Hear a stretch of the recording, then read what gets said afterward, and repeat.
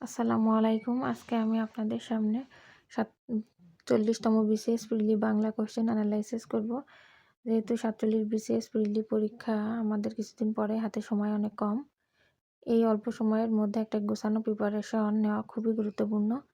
এজন্য আমরা question analysis করব এবং কোয়েশ্চেন অ্যানালাইসিস করে আমরা বুঝব কোন টপিক বেশি ইম্পর্ট্যান্ট এবং কোন টপিকস কম ইম্পর্ট্যান্ট। কোন টপিকস থেকে বেশি কোয়েশ্চেন হয় এবং কোথা থেকে কম কোয়েশ্চেন হয়। এভাবে আমরা বুঝে পড়লে আমাদের পড়া অনেক কমে যাবে এবং গুরুত্বপূর্ণ টপিকসগুলো আমরা বারবার পড়বো। এতে আমাদের কনফিডেন্সের লেভেল অনেক বেড়ে যাবে। ৪০তম বিসিএস বাংলা কোশ্চেন। কারক অধ্যায় থেকে কোশ্চেন হয়েছে। পর্তুগিজ শব্দের অধ্যায় থেকে কোশ্চেন হয়েছে, বিপরীত শব্দ এবং কারক কারক থেকে আরেকটা কোশ্চেন হয়েছে। তাহলে বুঝতে পারলাম কারক থেকেই দুইটা কোশ্চেন হয়েছে। এরপরে আসছে হচ্ছে উপসর্গ, এরপরে আসছে হচ্ছে তারপরে হচ্ছে বাগধারা থেকে দুইটা কোশ্চেন হয়েছে, এক কথায় প্রকাশ। এরপর আসছে হচ্ছে প্রত্যয় থেকে, তারপর আসছে পারিভাষিক শব্দ থেকে, পর আসছে বানান থেকে, এরপর আসছে হচ্ছে শব্দ থেকে। এক কথায় প্রকাশ, প্রত্যয়, আবার এক কথায় প্রকাশ থেকে কোশ্চেন হয়েছে। তো আমরা বুঝতে পারছি এক কথায় প্রকাশ থেকেই তিনটা কোশ্চেন হয়েছে এবং বাগধারা অধ্যায় থেকে দুইটা কোশ্চেন হয়েছে, প্রত্যয় থেকে দুইটা কোশ্চেন হয়েছে। তো আমরা এইভাবে কোশ্চেন অ্যানালাইসিস করলে আমরা বুঝতে পারবো যে কোথা থেকে কোশ্চেন বেশি বেশি করে এক্সামে আসে। এই কোশ্চেন অ্যানালাইসিস না করলে আমরা বুঝতে পারতাম না যে আসলে কোথা থেকে বেশি কোশ্চেন হচ্ছে আর কোথা থেকে কোশ্চেন হচ্ছে না।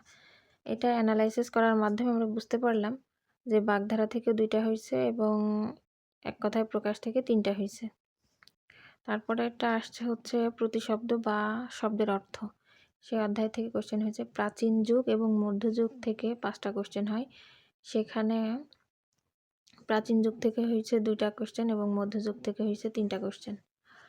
তারপরে আসছে হচ্ছে বঙ্কিমচন্দ্র চট্টোপাধ্যায়। বঙ্কিমচন্দ্র চট্টোপাধ্যায় থেকে কোশ্চেন হয়েছে। তারপরে আসছে হচ্ছে রবীন্দ্রনাথ ঠাকুর। রবীন্দ্রনাথ ঠাকুর এরপর আসছে হচ্ছে মুক্তিযোদ্ধার রচনাবলী এবং ভাষা আন্দোলন ভিত্তিক রচনাবলী থেকে কোশ্চেন হয়।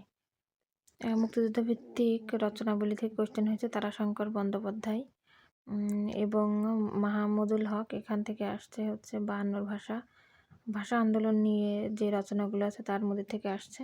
তারপর আসছে পত্রপত্রিকা থেকে, রবীন্দ্রনাথ ঠাকুর থেকে এবং দীনবন্ধু মিত্র, মদন মোহন। এটা আসছে হচ্ছে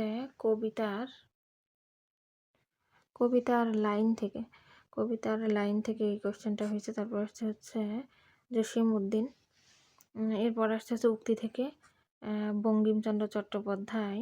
এটা আসছে হচ্ছে আধুনিক যুগের বিভিন্ন রকম প্রতিষ্ঠান এবং গোষ্ঠী আছে সেইগুলা থেকে।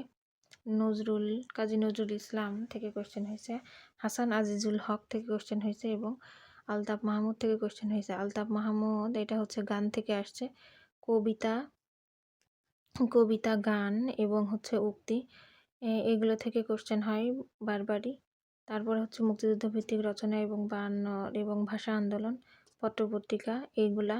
তারপরে যেমন হচ্ছে রবীন্দ্রনাথ ঠাকুর এবং কাজী নজরুল ইসলাম, এখান থেকে কোশ্চেন সবসময়ই কোশ্চেন হয় পরীক্ষাতে এবং এগুলো কখনো মিস হয় না। হয়তোবা এক দুইবার একটা থেকে মিস হইলেও কাজী নজরুল এবং হচ্ছে রবীন্দ্রনাথ থেকে প্রতিবারই কোশ্চেন পরীক্ষাতে আসে। চলেন এবার আমরা দেখি যে আজকের এই ৪০তম বাংলা কোশ্চেন থেকে একই টপিক থেকে কয়টা কোশ্চেন হয়েছে এবং হচ্ছে সেগুলো থেকে প্রদত্ত মার্কগুলো কত আসছে। এটা শব্দ থেকে দুইটা কোশ্চেন হয়েছে, বাগধারা থেকে দুইটা, এক কথায় প্রকাশ থেকে তিনটা এবং প্রত্যয় থেকে দুইটা, প্রাচীন যুগ চর্যাপদ থেকে দুইটা, তারপরে হচ্ছে মধ্যযুগ থেকে তিনটা, এই যে কবিতা গান এবং উক্তি এখান থেকে 4টা হয়েছে, কবিতা থেকে একটা, গান থেকে একটা এবং উক্তি থেকে হচ্ছে দুইটা। তার ভিতরে একটা আসছে হচ্ছে বঙ্কিমচন্দ্র চট্টোপাধ্যায় এবং একটা আসছে রবীন্দ্রনাথ ঠাকুর, দুটোই আসছে উপন্যাস থেকে।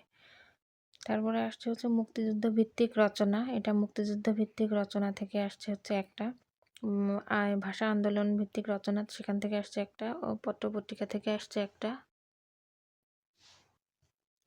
পত্রপত্রিকা থেকে আসছে একটা, রবীন্দ্রনাথ থেকে আসছে একটা এবং নজরুল থেকে আসছে একটা। এখানে রবীন্দ্রনাথ থেকে এখানে একটা আসছে আর উক্তি থেকে একটা আসছে, মোট 2টা আসছে। তো আমরা এখানে বুঝতেই পারতেছি যে কেমন কোশ্চেন হয়েছে।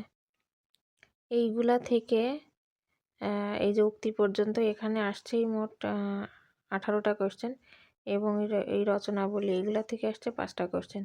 মোট 18 আর 5 হচ্ছে 23 মার্ক আসছে হচ্ছে এই টপিকসগুলো থেকেই। এবং তার ভিতরে প্রাচীন যুগে, মধ্যযুগ এগুলো থেকে প্রতিবারই কোশ্চেন হয় এবং শব্দ থেকে প্রতিবার কোশ্চেন হয়।